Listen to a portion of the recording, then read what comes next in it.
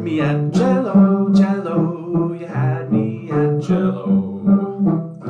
You had me at Cello. Oh, you had me at Cello. Playing the cello. So, I'm gonna segue this from the how you coach people to be able to believe if they have the fire. You mentioned you have the fire for music. Um, to get to where they can have the mindset to succeed at their audition. But another thing that I'm thinking as a not too infrequent, because we've talked about performance anxiety, but then there's also an issue of the sheer amount of time that you spend playing a cello in a year. What is your healthy approach? What is your approach, I should say, to playing cello with a way where you can project your sound as much as it needs to be projected, but in a way that then doesn't wear you down? You know, Slow and low, low and low. just like you cook your meat. Nice. Slow and low, like a brisket. You want to start gentle. You don't want to, and you don't want to over practice, like I said, things that you're already good at doing. You don't want to get your Starker book or your Kostman book or whatever out and like say, I'm gonna do this whole book today. No, don't do that. Don't do that. That's a recipe for some kind of itis, tendonitis, bursitis. Something's gonna go wrong very quickly. And God forbid you get, some kind of dystonia. It's over.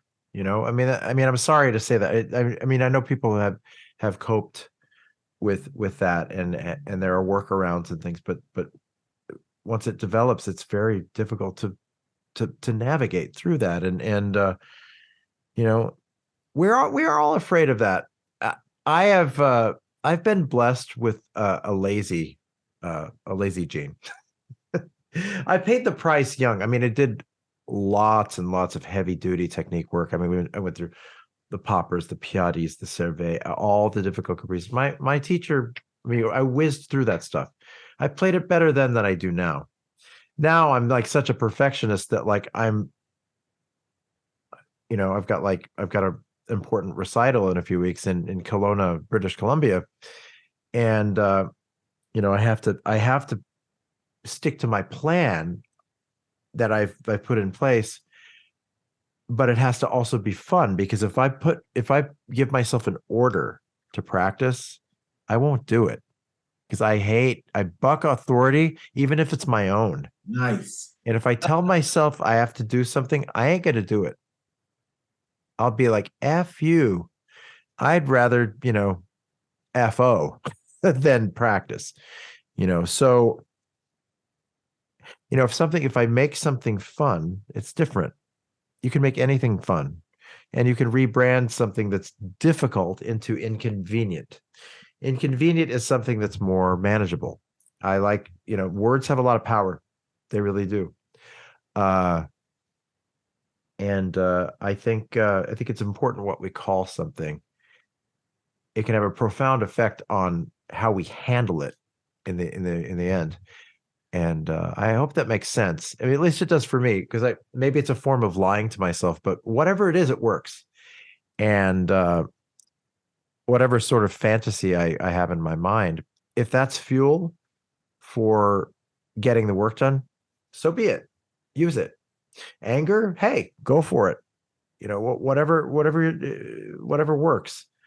What happens to me is that if I get my cello out, I'll start tinkering with the cello. It's like, oh, maybe I'll try this A string. Oh, maybe I'll put all gut strings on it. That's my brain telling me, maybe you shouldn't practice. You're telling yourself to practice. Why don't you like do something else with the cello? At least you're playing the cello. No, no, no, no, no. I have to find a way to make it fun. And I hearken back to when I was young, and I remember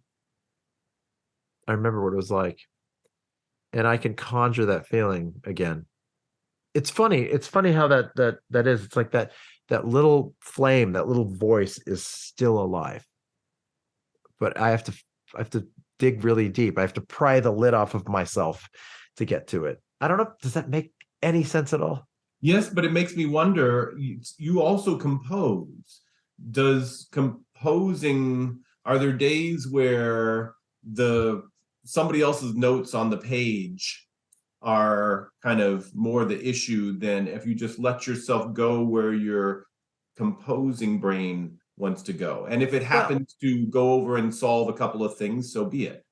well, how it works for me is like like an idea will form in my head and I'll write it down, but I'll just write the idea down and then that will I have to write it down though in order for it to germinate. It's how it always worked for me. Like taking notes in class, I always had to write something down to remember it. And even if it's just scribbling, I remember much better. And like how I've always memorized music. Um, you should see like my part for the Barber Concerto.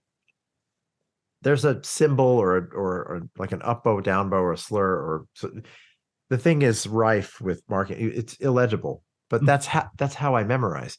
And the slurs and numbers, the one through four and thumb, all that may be different on a different cello, and plus I have like three different fingerings for different passages. Like I've got my safe fingering for when I'm nervous. I've got my sort of daring fingering for when I'm being a little more creative, and then I've got my batshit crazy fingering for like when I want to show off. And but it's like it's a fingerboard that's like not very long. I mean, how hard can it be when you know how to play the instrument well? Okay, about projection. Back to Yes, projection again. yes, thank you.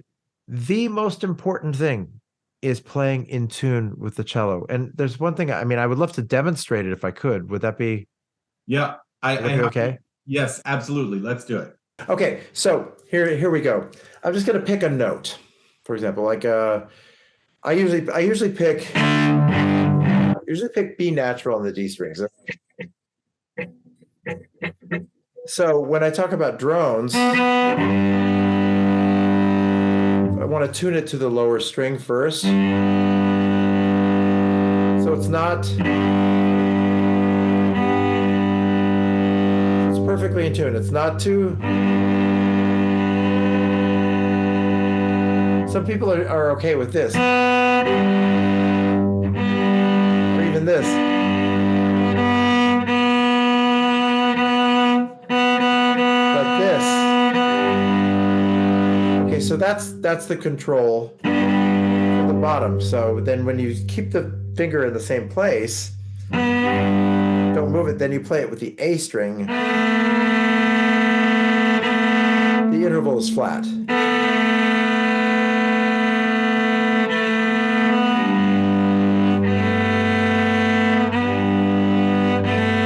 So that little area there, I call it the sandbox.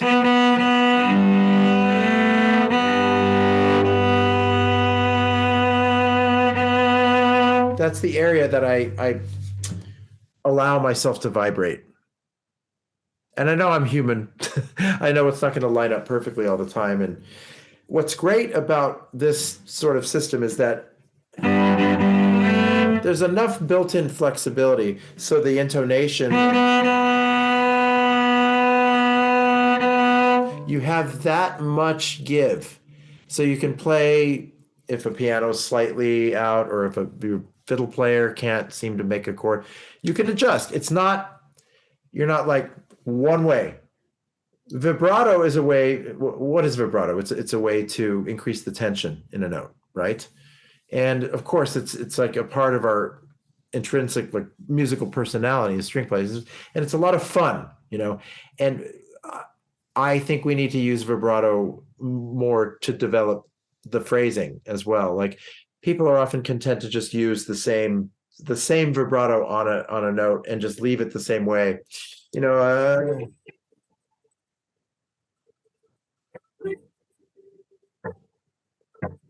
like okay, that's akin to like Narcissus like staring at his reflection in a pool so long that they had to drain it, that kind of thing. It's like you have to mix it up a lot. I was accused of that back at Eastman. I can't remember who did it was a master class I put in. I think it wasn't Starker.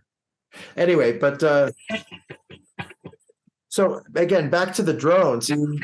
Like if you're playing, let's say a B flat on the A string.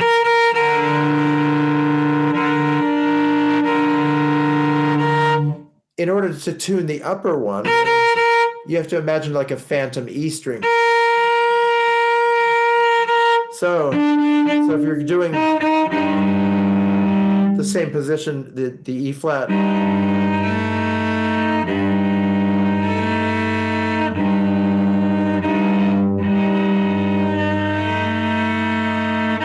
you hear that? You know when a tritone's in tune. It's like you can imagine a needle pointing straight up. That's not in tune. That almost has an odor. When you're playing in tune with the instrument, wonderful thing happens, like Tartini tones, you can make a room rattle with good intonation. Start with that. Remember what I said before? It's like if you want to have a big sound, it better be worth hearing. You could press as much as you want if you vibrate. You're vibrating outside that resonant field, and you're chasing your tail. When you press that hard and it's not a resonant sound, it doesn't make the instruments speak. It's not good. It's not going to project as well. Whereas but if it goes outside, how many times do you hear that? I mean, you hear it a lot, especially with, I hate to say it, like a younger generation of cellists, like that think that you have to vibrate fast and wide. If you listen to Fournier play, or Starker, or even Rostropovich, they exploit this idea. I don't know how they think about it when they're doing it, but it sounds wide.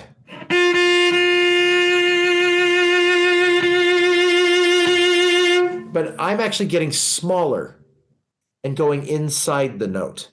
That's what creates it's like what's that thing in Geneva, where they split the atom?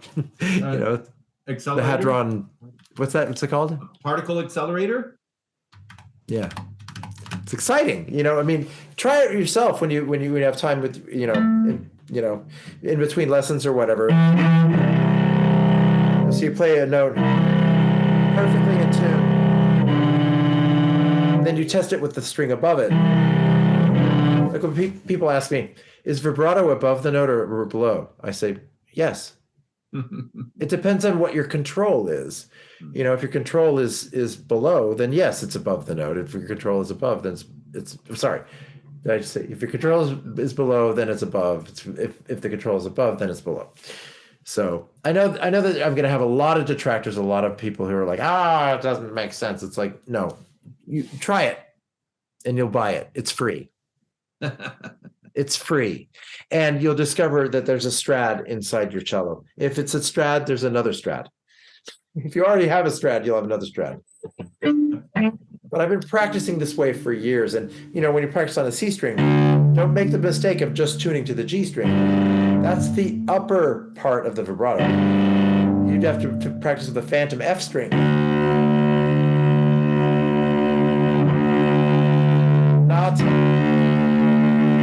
You don't go above it.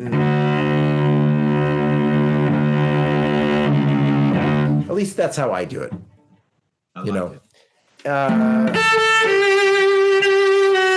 Another thing that's important is that we generally have what I refer to as a default setting for our bow. Yeah. And one person who displays this really beautifully is Mark Kossower. He practically holds his bow like a violin bow, and I don't see how he does it, but it's just mind-bogglingly good. Like his playing is so fantastic. And I've been doing this for years too, but not to that degree. But I always like to make flatter hair or flat hair my default setting, because when you do that, a couple things happen.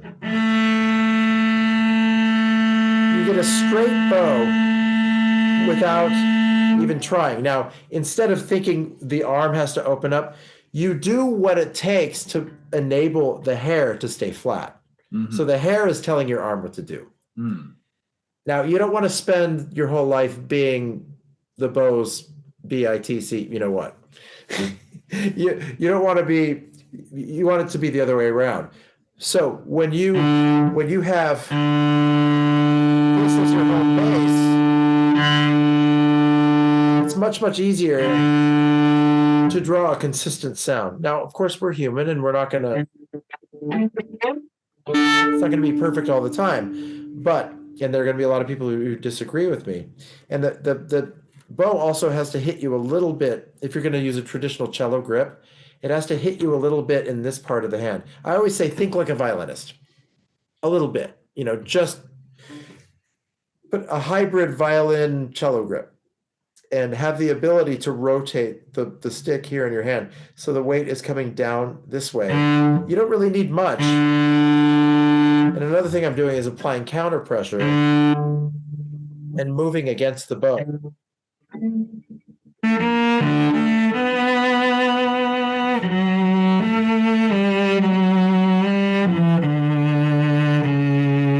Those two things together, the intonation exercise and also keeping a straight bow. And also, yeah, of course, when you want to tilt the bow and play on a little bit of the hair, it's up to you, not the bow.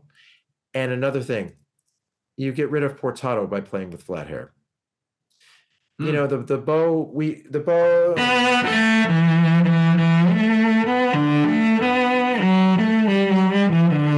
It's so easy for the bow to respond to what's happening in the left hand because we like to do the same thing on both sides of the body. But one thing that can prevent it, if you try, like, I'll just pick that passage, or I'll do the one at the beginning. So here's with tilted hair.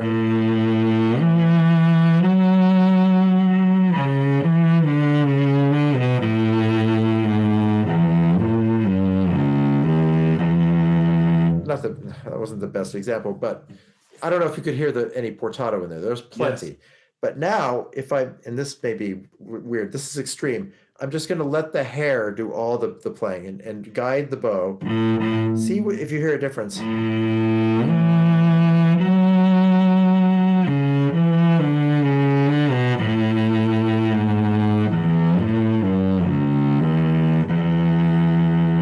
Big difference.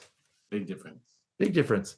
And if I applied a little bit of counter pressure to that might make the sound better. But ideally, you want a little bit a hybrid version of that, I think, because that sounded a little bit wooden. Because if you're just guiding the bow and letting that happen. However, you do get that for free. You get it for free. You don't have to try to not do portato that way. You get an automatic legato. Nice. Provided you pay attention to the hair. And if you have flat hair, the bow is going to track parallel to the bridge. You can also you can skew the bow a little bit. I don't like to do that too much. I think only Pika Zuckerman can get away with that, But anyway, I know that those were some feeble examples that I just gave you, but I really believe that does help make a very consistent sound that is not only beautiful, but projects by itself and turns the instrument into something better than it was. It really warms up an instrument when you start practicing drones. Start softly and slowly, and I'm not trying to sell any snake oil. This is free. I just want to share it, because everybody that has worked on this with me, and there are a couple different vibrato and staccato exercises. I think developing a good staccato is important to having good bow control. the ability to stop and start the bow in any part of the bow is very important.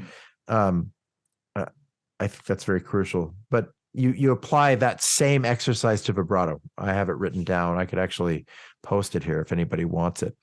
Excellent. And to me, those are the cornerstones of my playing, and I would apply those to scales and arpeggios. And it's harder to do it with double stops, but once you start practicing this way, and Betsy, my wife, she always describes when I get those intervals, like right, bam. She describes it as having the John Deere effect. Like it sounds like a tractor, In a good way. In a good way, because the all the windows in the house rattle. Talk about projecting, and I'm not really even trying. It's a purity of intonation, and then you're then exploiting the nucleus of that sandbox. You're trying to go inside versus around it. You're chasing your tail by going around it. Try it, and I think you'll be convinced. But again, I'm just one knucklehead. No, this is great. And like what you said about words mattering and meaning things, your choice of words, I think, is going to give quite a number of people some really good takeaways to let it percolate through their brains as they're practicing this weekend and next week and beyond. And as far as developing your sound, it may seem very limiting, that little area that you have to work with, but it's a pretty large area, actually. And that's what you want. That's like it's like the filet mignon of your sound. That little area where the note is in tune with the string above it, and the note is in tune with the string below it. And people might come back and say, yeah, but it needs to be in tune with the key that you're playing in. So if you're in B major, it's like, I get it. Start with playing in tune with your instrument, then get to that and see how in tune you're going to be able to play in B major. It will be in tune. Trust me on this. It's going to be. All right. It's going to be. I really believe in it. I mean, it would take a lot of convincing to get me out of it. And I know there are similarities with Hans Jensen's book, which is, I mean, that's mind blowing. His stuff is great. I would never ever like put my name in the same sentence as his. I mean, he's next level. That guy is an amazing teacher. He's a crazy guy. I love Hans, but he's devoted his life to this pursuit, and I think he's a very, very important force in the cello world. As is Paul Katz. I mean, Paul. The thing about Paul, he has studied with everybody, and he was. He was and is like a walking like cello knowledge encyclopedia, and I got so much from him in my years working with him. And Steve Doane just made my bow arm. He tightened the screws. I was too loose when I came to Eastman. I was like made out of putty, and he really helped me. He made my bow arm. He got pretty impatient with me because I think I probably had ADHD or something. Plus I was going through a rough time my freshman years. My dad was sick, and my mom had a stroke, and it was just a mess. A confluence of like bad stuff happened, like that year. But I came out of it okay. Sadder but wiser. But yeah, I don't know. This seems to have taken on a kind of a maudlin tone. I don't mean to do that. I want it to be light and fun and all that. But so, well, it's been. I think it's been extremely fascinating. But I can try to stay better on topic if you want to ask me like some shotgun questions or whatever. No, actually, I was going to say in closing, if there are, I'm sure you have 1,000 concerts to play yet in 2023. Are there any in particular that you want to draw people's attention to? You mentioned the one in British Columbia. So I'm really excited to be able to visit British Columbia. I've never been there before. I've been to Alberta, but I've never been to British Columbia. And visiting this beautiful city called Kelowna, and they have an organization called Chamber Music Kelowna. And Peter Takach and Peter Takach is a world-renowned pianist, teaches at Oberlin. We just released the all the Beethoven works for cello and piano, or for piano and cello, I should say. And it's gotten some really great reviews. I'm really, really psyched about that. And we are playing 2 Beethoven pieces on that program. We're playing Beethoven A Major Sonata at the end of the program, and we're playing the Handel set of Handel variations at the beginning. And we're also doing Debussy Sonata, which is the very first piece we ever played together back in, again, that was, I think I had a flat top. that was in Charleston, South Carolina. We played together. There, we played a like almost full recital together there. Anyway, and I'm doing some of my own music. I'm playing 3 of my Etude Caprices, and I'm also playing the suite for solo cello by Gaspar Casado. Nice. So it's a pretty nice program.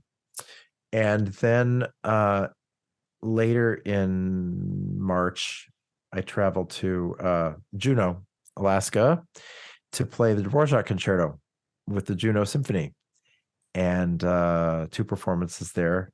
And I've never been to Alaska, so I'm super psyched. And after that, I'm back in LA for a bit and playing some chamber music concerts here with people in the Phil, my esteemed colleagues here. And then I go to Santa Barbara for the Lobero Theater Chamber Music Festival. That should be really, really exciting. And then I'm going to Hawaii. I've never been to Hawaii before. Wow. And I'm playing in the Maui Chamber Music Festival. That's in May. And then in June, there's a Ravel WC festival here. Then I go to Seattle for the Seattle Chamber Music Festival, and then I'm teaching at the Montecito Music Festival for a few days, and the Irvine Music Festival. I'm sticking around California, and I'll be playing in the Bowl all summer. Hollywood Bowl. We just call it the Bowl. Yep. Once you've been here for a while, it's just the Bowl to us, you know.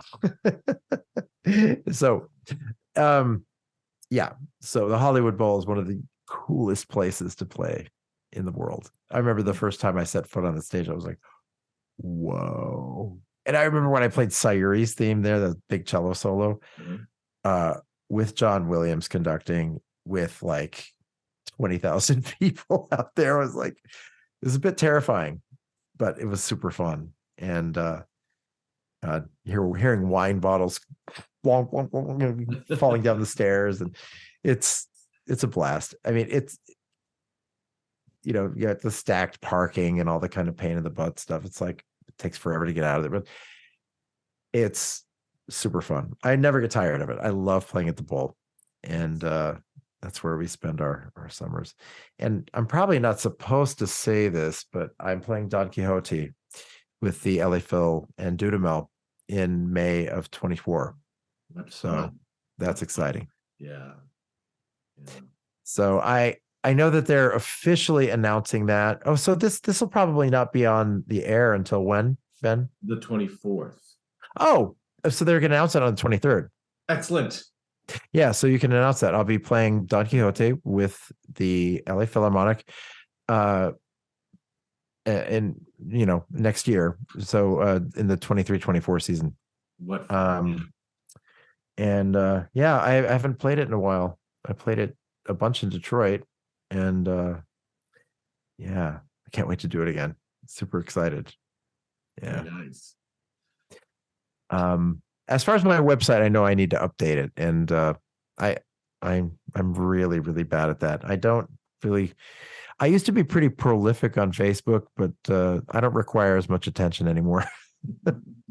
And my former manager, I had a manager like create this fan page, and it's got like, I don't know, 95,000 fake fans on it or something. I don't know. I got a bunch of likes, I guess, and I do some advertising on that page, but I really don't know the first thing about it. I need to hire somebody.